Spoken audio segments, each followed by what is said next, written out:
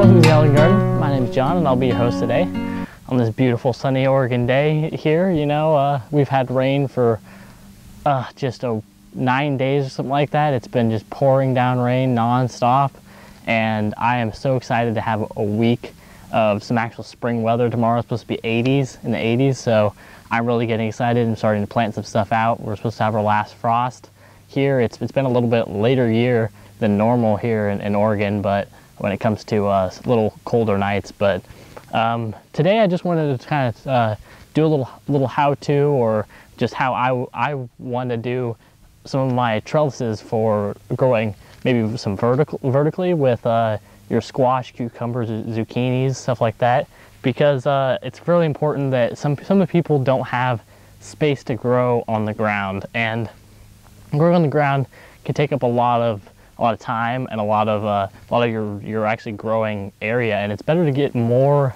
out of your area than less, and growing vertically is a perfect example to do that. Now I wanted to do this cheap kind of how-to on how you could do a very simple trellis without spending and breaking the bank and buying these expensive fan trellises at Lowe's or Home Depot or your local garden store. And you can actually spend less money on these. There's some poles here, right over here, and this pole is about, you know, $2 at your garden store. It's a stake for staking things down like tomatoes and stuff like that, but you can buy it, and if you had wood laying around, you could possibly make these stakes for, you know, pennies. And if you got a nice piece of 2x4 and you ripped it down and you got a little square block there, if you have that type of equipment, then you can do that.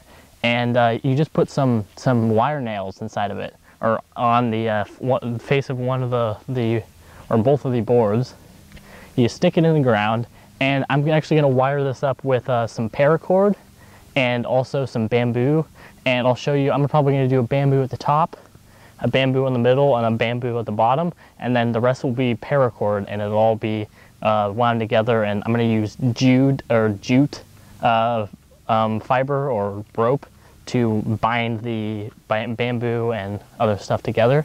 So I'm going to do that really quick, guys. So I wanted to show you this, one of the most important parts of doing this here, and that's actually fastening your jute rope, or your jute, however you want to say it, on here and getting it fastened. So you want to do a quick crisscross across here, and then just do a quick little, you know, crisscross around and tie like you're tying your shoes kind of thing, and just to get it fastened. And then you want to come across once around the back again, and then you'll end up right here, right in front, and then you do a quick over the top and then back over around, which will bring you back over here, and then you go underneath, and you make sure you're doing it really tightly, and then you do a thing over the top is what I usually do, a thing over the bottom, and then across like that, like so, and then you do the same thing across again, and then you come back, and you always leave a little tail here and the end part to tie this down, so that now you try to move this, look how sturdy that is. That it's just, there's nothing, it's not pulling back and forth, it's holding onto the bamboo quite tightly. So that actually secures and firms up that structure. So that's how you do that, and I'll show you how to do the paracord here in a minute. Right here is called paracord, and it's this orange stuff, and you know, it's incredibly strong. And the reason for that is because, yes, it is used in parachutes, and this is the stuff that holds your parachute up.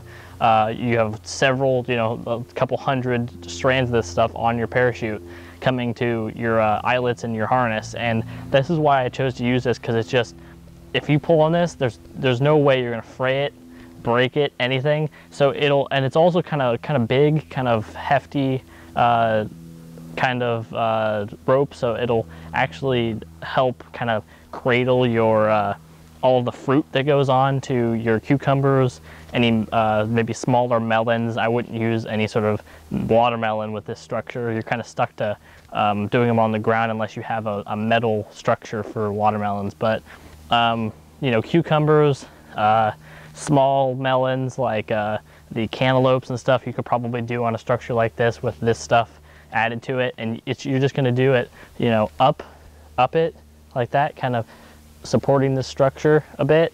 And then also you're going to do along the sides like that for some of these. I should have done this pole up one, but I totally didn't take into account that putting this down at the bottom isn't going to do much for really anything. So I just kind of I pulled this one up too and then left this one here. So I'm just going to leave it the way it is. It doesn't have to be perfect, you know.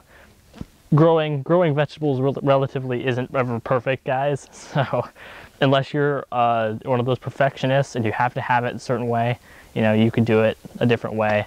And you could also I'll probably end up putting another bamboo pole here to support this weight in the middle so that it doesn't bow. So you use 4 bamboo poles and 2 posts to firmly anchor it into the ground, and it's pretty darn sturdy there, and it'll hold all your fruit for you guys. So I'm going to do the paracord basically the same way, wrapping around the sides and bottoms of this, and we'll see the end result. Grow your vines up and such, weave them through here, up and down, up and down. I did this one cross member of bamboo, which really firmed up the middle parts of the bamboo, so that'll be good for hanging your stuff on and doing everything on there.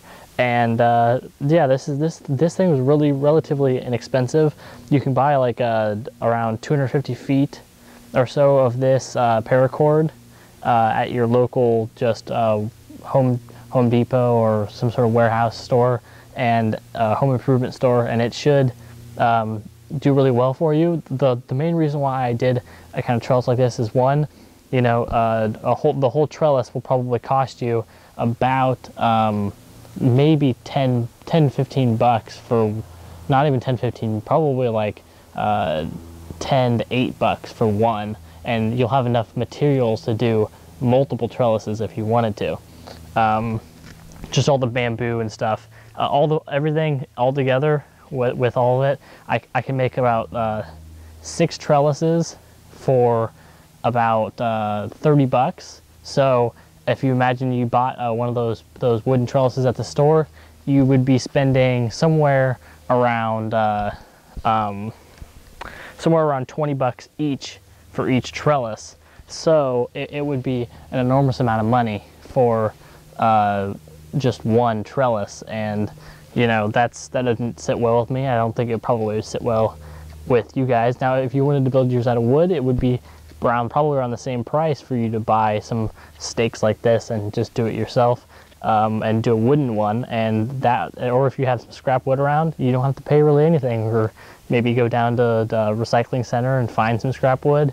That works too. But I just thought that maybe you guys like the idea behind this, and all you got to do is really easy for this thing though, is you take the bamboo poles off, you leave the wire, the paracord on, and you can roll it up and put it in storage. So you just take your bamboo poles, put it right next to it, and it saves space a ton if you want to not leave these out, because then they'll last longer for you. So you have these for a longer time instead of leaving them outside and letting them kind of break down from all the weather and stuff. So it's really easy to take these apart, and then if you needed to move it, put it someplace else, it's also really easy to do too. So that's just my thought behind it. Not spend as much money doing it, and you know, you get more out of what you pay for. So hope you guys liked the video. Like, comment, subscribe, and I'll see you guys next time, guys. Thanks. Bye.